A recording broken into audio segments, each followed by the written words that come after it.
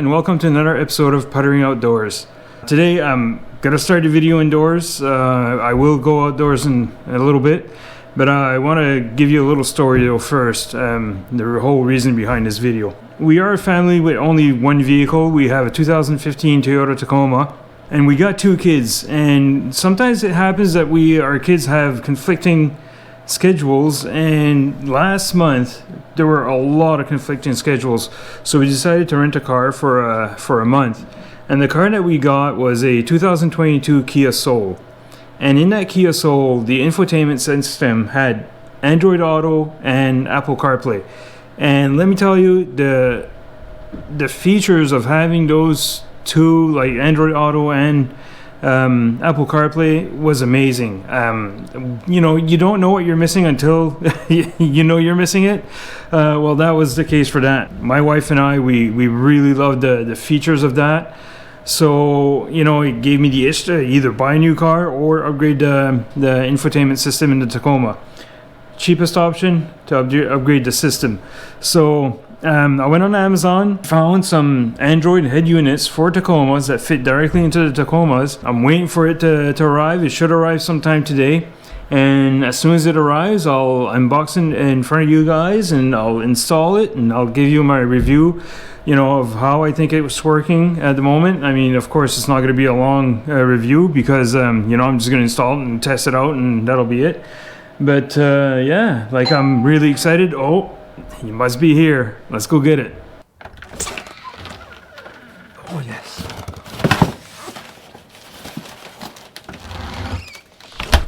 All right, let's get this thing open. Of course, probably a box in a box. Yep.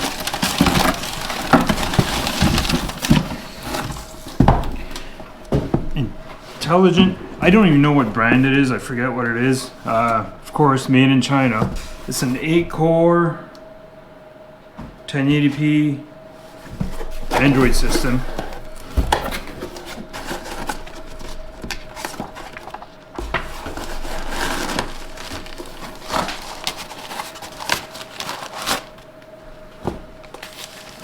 This is the actual unit right here.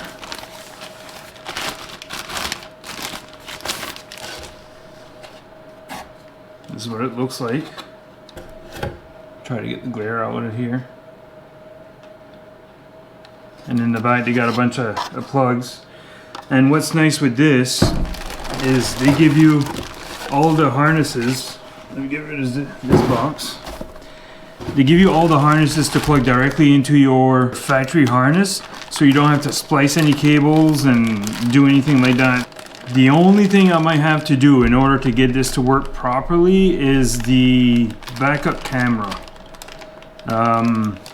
Sometimes they don't connect with because the Tacomas, they only had the backup cameras, I think, in the last two versions of the second gen Tacomas, which is from 2014 and 2015. So that one there might not be 100% compatible with this, but I don't know. We'll check it out. But I know I found some videos on YouTube on how to get the backup camera working with the factory backup camera that's already on the truck. Man, so many connections. Look at that. So that's what it is. It looks pretty good. It's got some weight to it. Yeah, it looks like it's gonna work. So let's go on in the truck, get the old radio removed, and get this one installed. Okay, so we're inside the Tacoma, and the infotainment system that we have now, I mean, it was pretty good for 2015, but there's no navigation on the screen. You could connect Bluetooth and stream music, but it was hard to control the music on this system. It's going to be a way bigger screen. This is a 9-inch tablet screen size, so it's going to look a lot better. It's going to give new life to this Tacoma. So the first thing to do is to remove the temperature control system, and they give you a tool to remove it, help you remove it anyways, which is pretty nice. Apparently you just got to pry this off.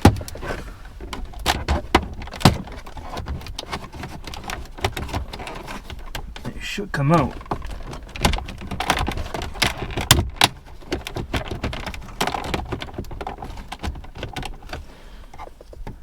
should. There we go.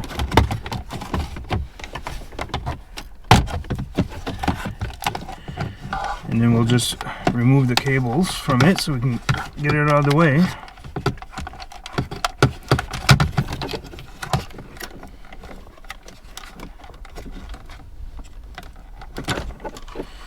There we go. Put this aside for now. We'll get it back when we need it, when we're putting stuff back together. This is held in by 4 10mm bolts. So, and they're pretty deep in there. There's one right there, there's another one here, and then there's a couple more deeper in here. It's hard to see, but they're way deep in there. I got the ratchet here already.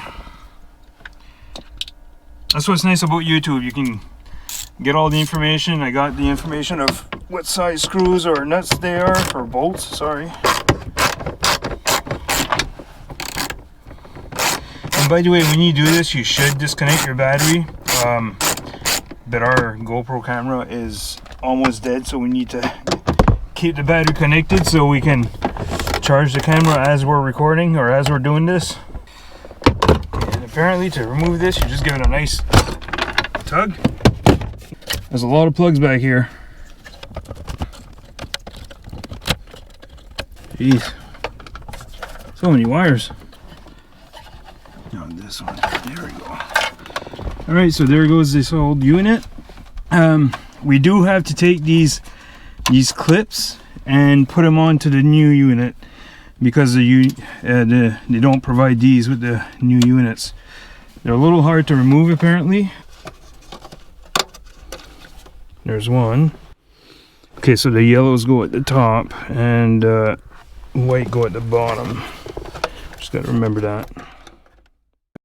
Okay, so now I gotta remove this bottom panel here with the hazard lights on and put it into the new unit. Oh, as you can see, there's room here and that for that. A room in here for that in here. Held on by clips, I believe. So it's just a matter of reaching in and getting the clips out and putting pressure at the same time. If I take one of these, I want to be careful not to break anything, you know, in case something happens that this unit that we just got is really bad. You want to be able to put the original back in. I'm going to remove the system from here just so I have more room to look. Okay, at first I was trying to remove the wrong tabs. I was trying to remove these ones. It's actually these ones that I got to remove. Now that I got the whole stereo out, it's a lot easier and clearer of what I have to do. There we go. There's that unit. I'm starting to gain a bunch of stuff back there. Do the official cleaning. Now I hope this fits right in there. It's a little loose.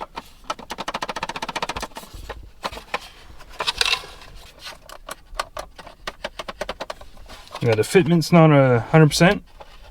So, okay, let's put this aside and let's start connecting all of the connections. So, they don't give you many instructions with this. You just gotta try to fit whatever fits. You got a hole here. If your car comes with the regular FM antenna, you can put this one. But this truck here, this is the actual FM antenna, which is not the same size. But they do have a plug that converts that to the standard FM antenna, which is great. So yeah, what you do now is just match up whatever plugs you can. So this one here obviously goes to that one, and they're all different sizes, so they'll only fit in their respective plugs. So see, if you try to put this in here, well, I guess this one fits.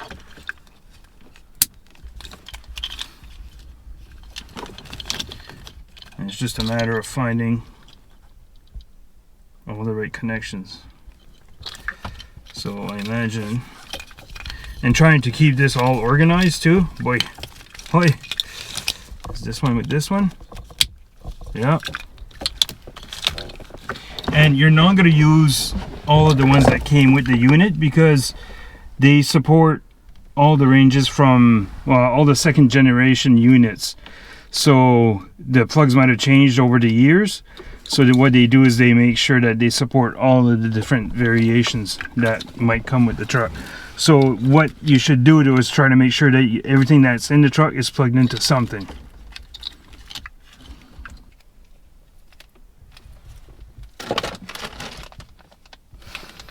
That's the microphone. It might not use that microphone anymore, so we might need to put this microphone somewhere else. And this is the GPS unit with 2 USB connectors, because it supports Android Auto and Apple CarPlay via USB. I think it supports it via Bluetooth as well, but I'm not 100% sure. Alright, so we installed the mic here. I just ran it behind, there's a hole behind this little coin tray or whatever what it is. I ran the mic, I connected it to this unit here, and I found this other plug that had fallen on the ground that connected to here, and now I'm installing the GPS antenna. And this GPS antenna, I don't know how much we're going to use the maps directly on the unit itself, because we're mostly going to be using Android Auto or Apple CarPlay. But since we have it, we're going to install it, and that way there, you know, if we forget a phone or something, somebody borrows a car, then they'll be able to use it. Most people just put this in the dash here. They just hide it in here. I suppose that's just plastic. It wouldn't stop. I just thought that maybe if there's metal here, it might stop the transmissions of or receiving the signals from the satellites. But it looks like you know, it's just plastic, so it shouldn't really interfere with the signals that much.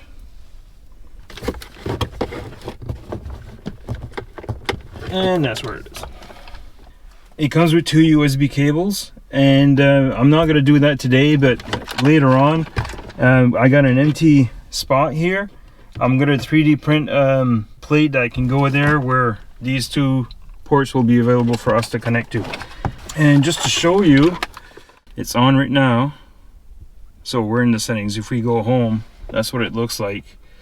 It looks really sharp, doesn't it? Okay, so we just passed the USB cables through here. There's a 6-pin and a 4-pin USB cable. I think one's for iPhone, one's for Android. I'm not sure why there's 2 different pins, but anyways, we passed both of them, and now I'm just gonna connect them. I gotta do something with the backup camera. Their harness supports the backup camera, but it seems like it's not working for some odd reason. It's very awkward. There's a lot of stuff going on here. So it seems like we got everything connected. It's a big mess of wires, that's for sure. So let's try to shove all this in here. It's quite the challenge to fit everything back in there.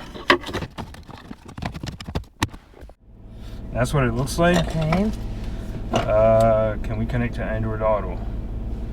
I figured out how to connect Android Auto via Bluetooth, and seems to be working good so far. I know with the Kia, my Android Auto would work for about 5 minutes and it would crap out. I'm not sure if it was because of the Bluetooth connection or what, but I love the option now that we have with this, it being USB.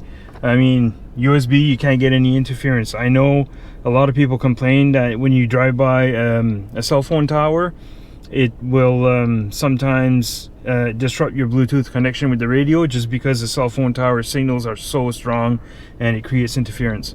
No interference with physical connections. Okay, this is Future Jill. We finally got the backup camera to work. The connections that we had here, along with this little pigtail that connects to the back of the unit, actually did work. Settings, reverse system settings. NTSC.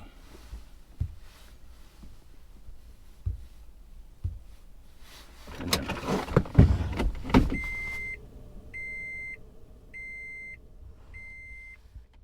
having that setting made the backup, the original factory backup camera work with this unit. This unit is really great because it's set up for up to the 2015 models, and everything worked great.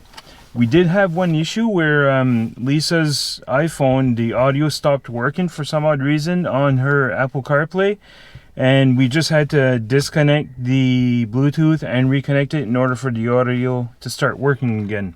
Another issue that we had, and that was my fault, is the steering wheel controls would not work. What it was is that there was this one little tiny connections with two white wires that I had forgot to plug into the back of the unit. Once I connected that, everything worked great. It seems like a really great upgrade so far. It's a little bit more difficult than at first it was going to be, but I mean, of course, you're installing a radio, right? But man, I think it's really worth it. I don't know, it seems to work pretty good. And it's responsive. I was scared it was going to be laggy. It's Android 12. It's got 8 cores. It seems to work really good. But anyways, I hope you enjoyed this, and I'll see you next time.